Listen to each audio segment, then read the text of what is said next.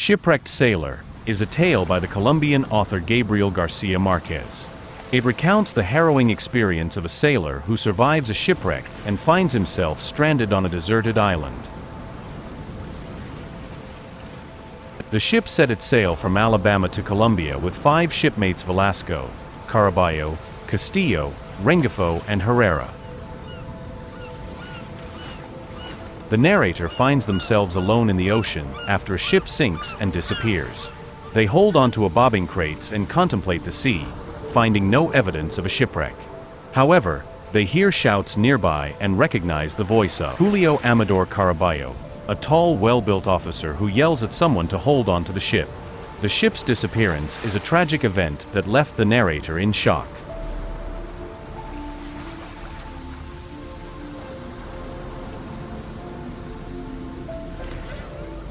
The narrator wakes up from a deep sleep and realizes they are not alone in the sea.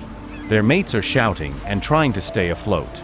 They realize they cannot swim in any direction and are about 50 miles from Cartagena.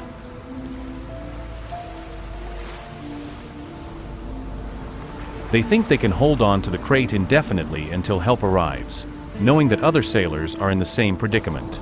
The narrator sees a raft and is relieved.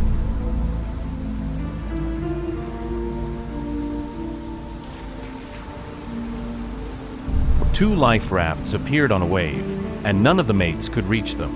One raft disappeared, and the narrator decided to swim towards the one they could see. After 3 minutes, a rough wave pushed the rafts alongside them, which were huge, white, and empty. The narrator struggled to grab the rigging and jump aboard, but managed to do so on the 3rd try. Despite being panting, whipped by the wind, and freezing, the narrator found it difficult to sit up.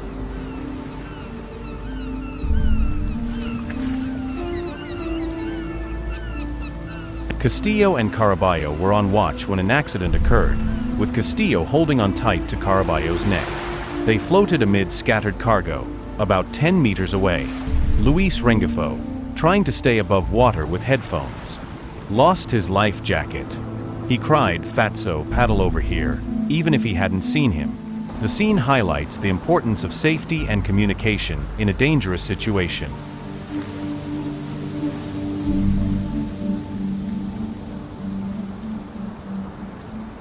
The narrator approached the men, Caraballo and Castillo, nearing the raft, while Ramon Herrera, a desolate and small man, waving at them while holding onto a crate, appeared distant and desolate.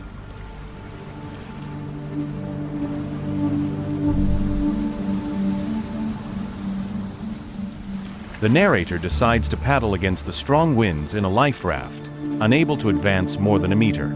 They encounter Herrera, a happy young man from Arjona, who had been with them only a few moments before.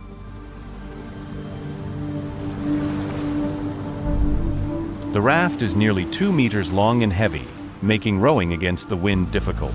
Eventually, Herrera disappears, and Rengifo swims confidently towards the raft.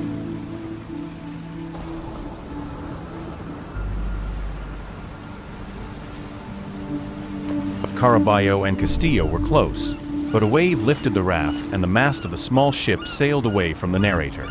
Caraballo disappeared, while Castillo remained attached to his neck. Rengifo, 2 meters away, remained calmly swimming towards the raft, while the narrator attempted to hold out an oar for them to grab. The narrator's plan failed as the ship's mast sailed away.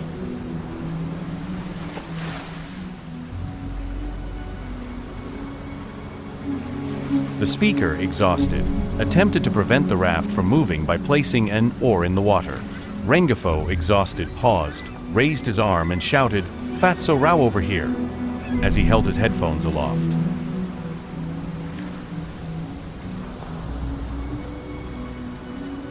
The narrator struggles to row against the wind, feeling he hasn't heard him. The life raft is battered by waves, and the narrator loses sight of Rengifo. He appears in another spot, ducking underwater to prevent the waves from sweeping him away.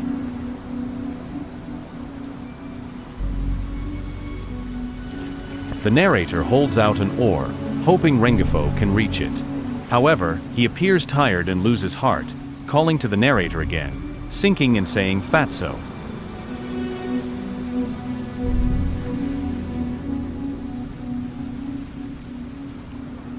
The narrator struggles to row, but it's as hopeless as the first time.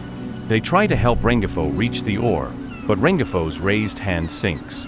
The narrator tries to balance in the life raft, holding out the oar.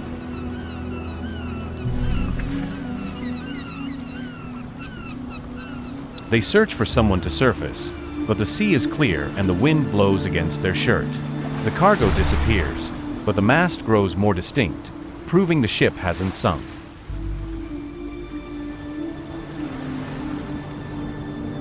The narrator feels calm and thinks one of their mates has managed to reach the other life raft.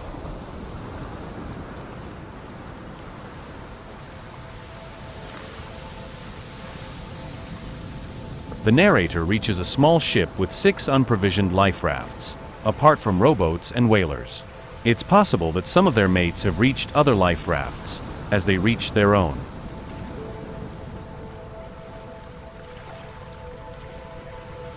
The sun is hot and metallic, and the narrator is stupefied and not fully recovered. It's noon on the dot, and the destroyer may be searching for them.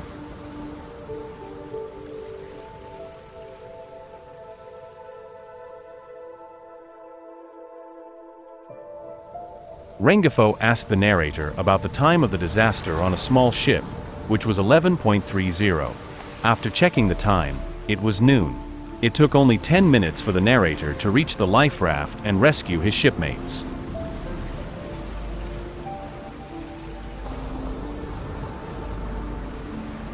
They sat motionless in the raft, searching the empty sea and listening to the winds howl. They thought it would take 2 or 3 hours for them to rescue them.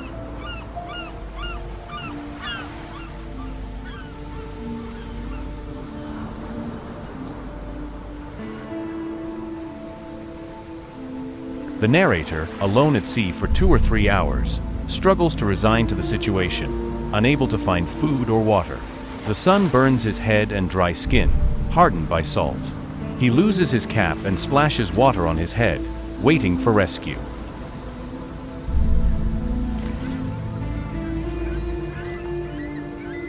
Upon noticing a deep half-moon-shaped wound on his knee, he is startled. The wound is not clear if it was gashed on the side of the ship or when he hit the water. It burns a little but stops bleeding and is completely dry due to the salt water.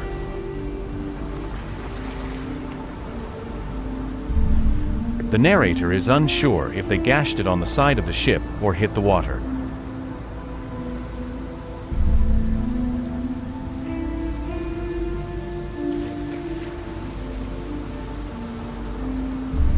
The narrator, uncertain about what to do, made an inventory of their belongings to determine what they could rely on in their solitude at sea.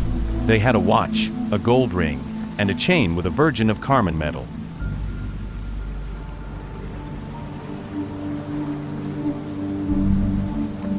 In their pockets were the keys to their locker on the small ship and 3 business cards given to them by a store in Mobile.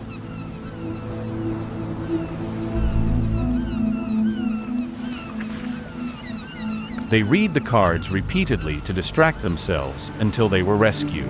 The watch kept perfect time, and the gold ring and chain were valuable possessions.